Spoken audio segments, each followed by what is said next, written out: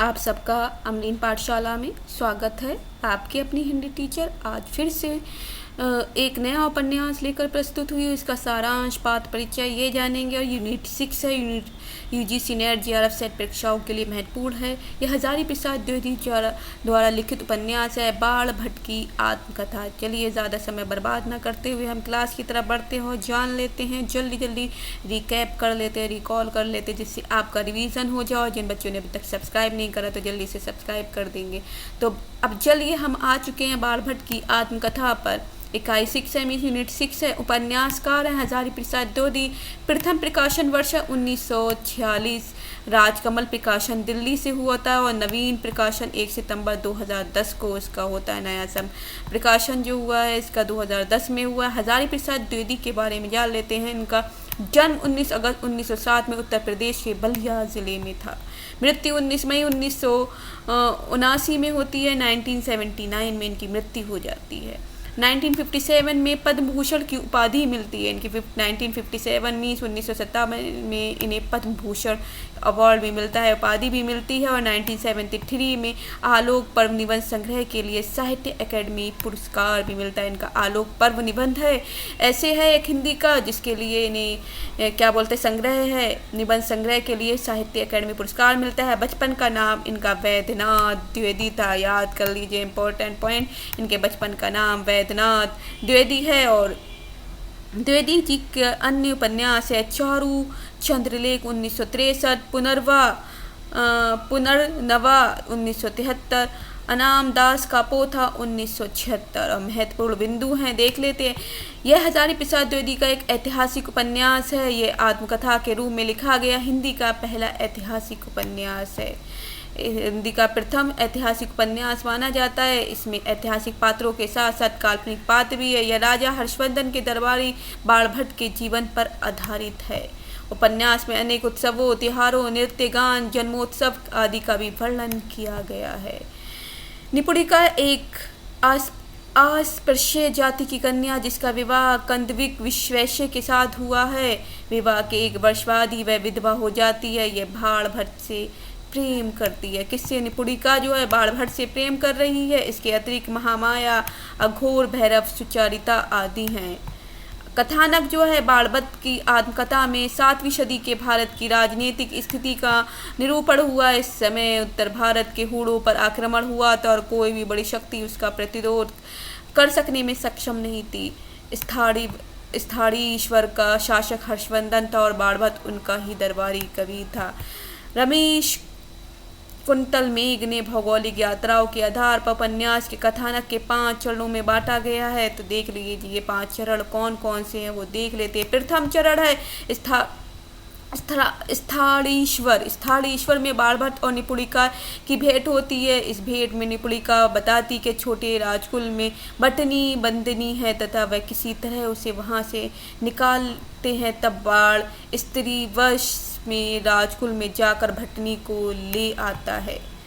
द्वितीय चरण स्टार्ट होता है। कई लोगों की सलाह लेकर बाण भट्ट भटनी और निपुणिका को गंगा में नौका द्वारा मगध की ओर प्रस्थान करता है। चुनार के किले दुर्ग है, उसके पास जाकर नौका पर कुछ डाकुओं का आक्रमण होता है। तब भटनी और निपुणिका गंगा में कूद जाती हैं। बाण दोनों को बचा लेता है। बाद में तीनों लोरिकदेव नामक अभी सामंत के घर आवास का वर्णन द्वितीय चरण में हुआ है। यहाँ पर तृतीय चरण स्टार्ट होता है। दोनों के सामंत की यहाँ छोड़कर वह हर्ष के दरबार में आता और अपनी प्रतिमा कौशल के भरोसे वह हर्ष के दरबार में राजकवि हो जाता है। बाद में बाण द्वारा भटनी को स्वारीश्वर आमंत्रित करना तथा भटनी का स्वतंत्र रानी की तरह रहना आदि का वर्णन तृतीय चरण में होता है। चौथा चरण जो स्टार्ट होता है, यहाँ पर चौथा चरण है। इसमें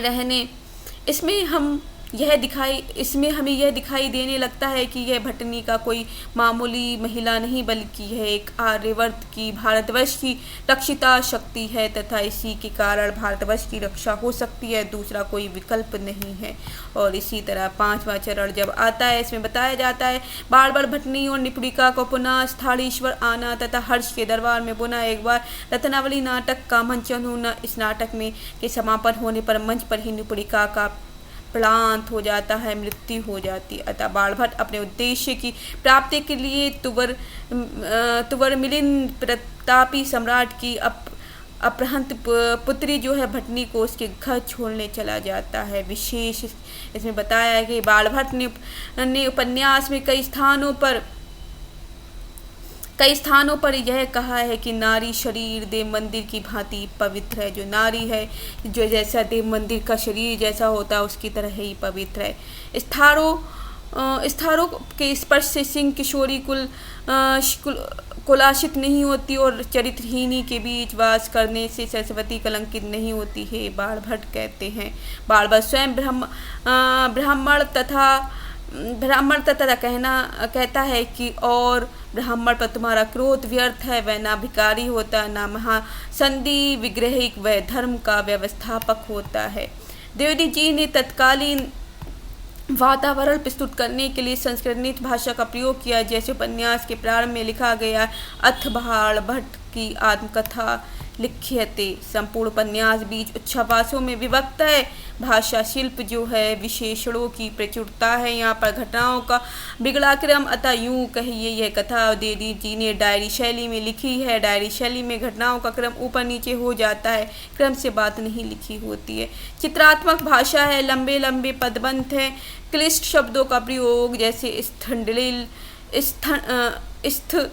डिल पुष्प स्तबक कुसुमस्तरण ऐसे क्लिष्ट शब्दों का प्रयोग हुआ। संस्कृतनिष्ठ भाषा है, अलंकारिक भाषा का प्रयोग हुआ है और यहीं पर आपको पता चल जाता है किस तरह का ये उपन्यास है। बाण भट्ट ने इसमें कितने चरण हैं आपको ये भी बताया गया। 5 चरण में ये विभक्त है। ये चीज़ें आपको अच्छे से पता चल जाती हैं। 5 चरणों में कौन कौन से हैं ये सारी चीज़ें पता चलनी है। इसमें कौन कौन से पात्र हैं ये हमने जाना, महत्वपूर्ण बिंदु जाने और बाण भट्ट के बारे में थोड़ा सा जाना है। तो यहीं तक हमने पढ़ा और जाना और आशा है इतना रिकॉल आपको अच्छा लगा होगा। यही आपका रिवीजन था और ऐसे ही हम दूसरे उपन्यास का रिवीजन लेकर आपके सामने प्रस्तुत होंगे। तब तक के लिए बाय बाय, टेक केयर। और जिन बच्चों ने सब्सक्राइब नहीं किया जल्दी से सब्सक्राइब करिए और अगले वीडियो में हम मिलते हैं। तो बाय बाय, जय हिंद, जय भारत।